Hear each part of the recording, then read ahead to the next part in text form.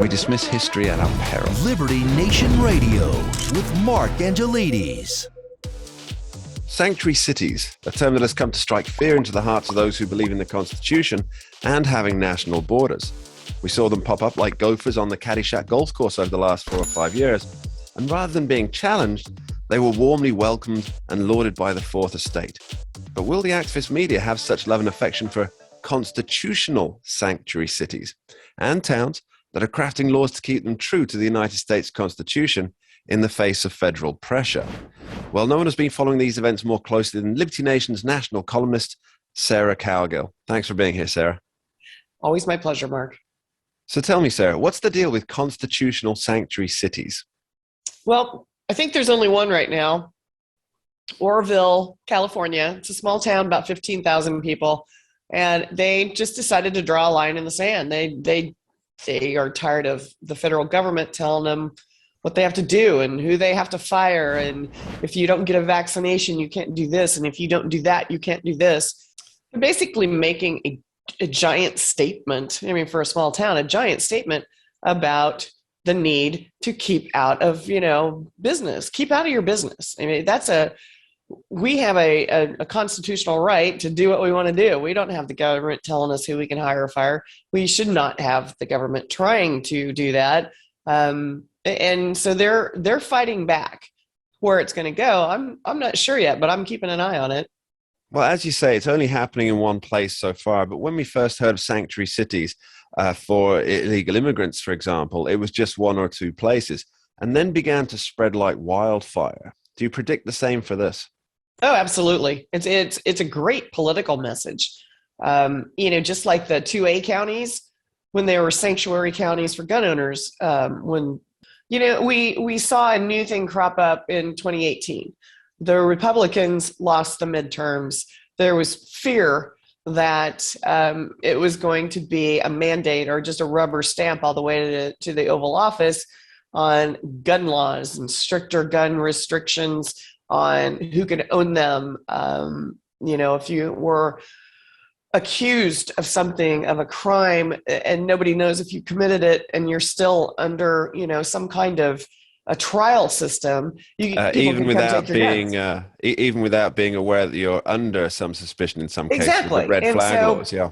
There was a very giant knee-jerk reaction for 2A proponents. And what they wanted to do was, say, hey, guns are safe here. Nobody's going to come knock on your door and take your gun. So you saw county sheriffs, duly elected officials, basically saying, we've declared our county a safe space for gun owners.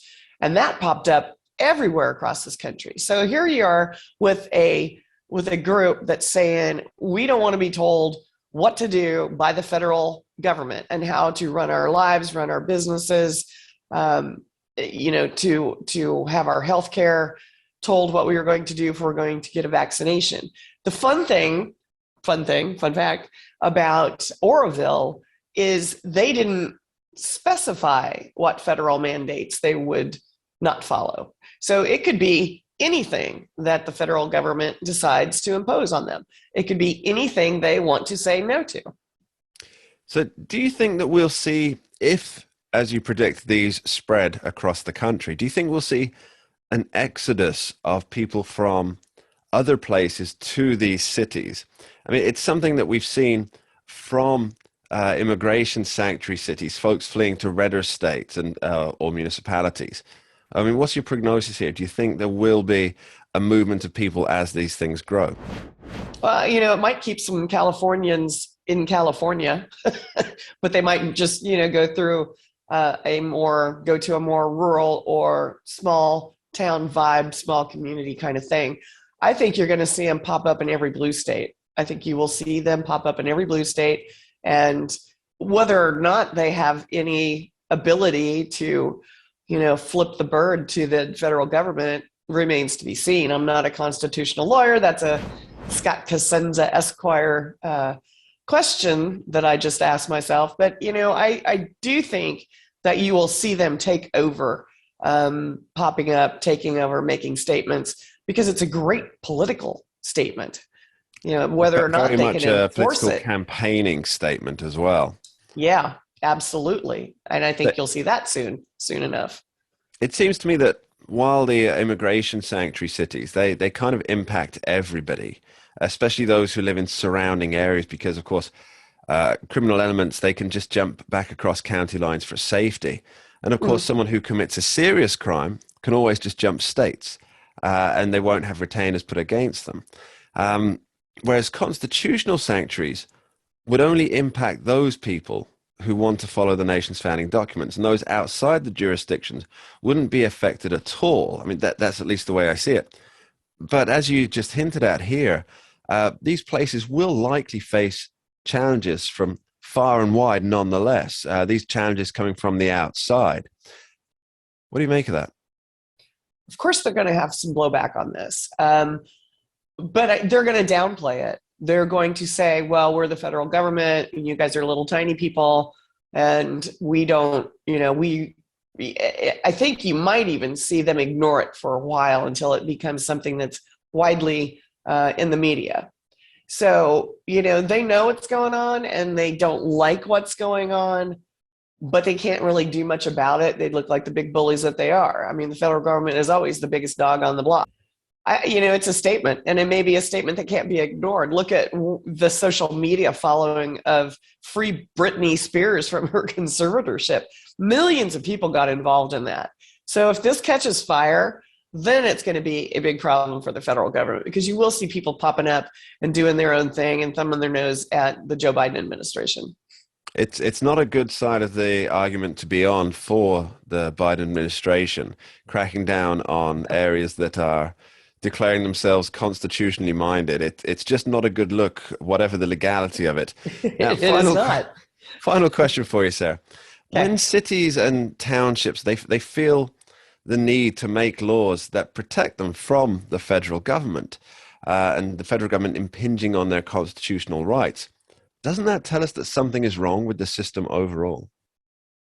Yes, absolutely. Something's been wrong with the system overall for a while, and it's just continually, gradually, inching that boiling point. So I think, yes, all of these little things that are cropping up, the sanctuary here, the this, the that, the constitutional republic cities that are sure to follow Oroville, yes, that definitely says we don't like what's going on, and we're going to make noise about it until we get this, government back under the people's control. It's not. And we are a government for the people, by the people. And right now it's not for the people, and it's by the government. And Sarah Calgu, we'll leave it on that note. Thank you ever so much. Okay. Thank you, Mark. Good to see you. You're listening to Liberty Nation Radio, heard across the Radio America network from our flagship station in the nation's capital, WWRC in Washington, D.C. Remember, you can tune in for Liberty Nation from 2 to 3 p.m. Sunday on KBKW 103.5 FM, 1450 AM, the talk of Grays Harbor. Coming up soon on the show, we'll be talking Liberty to figure out what went wrong with cash bail arrangements in Waukesha, Wisconsin. But next up, we're questioning Andrew Moran on the seemingly ludicrous decision to release oil from strategic reserves. Don't touch that dial. We dismiss history at our peril. Liberty Nation Radio with Mark Angelides. Who are we? We are Americans that believe in liberty. We are a project of the nonprofit One Generation Away. We are patriots who apply the founding principles to the issues of today. And they keep moving the goalposts on us. We are educators and commentators who love America and the Constitution. Who are we? We are Liberty Nation.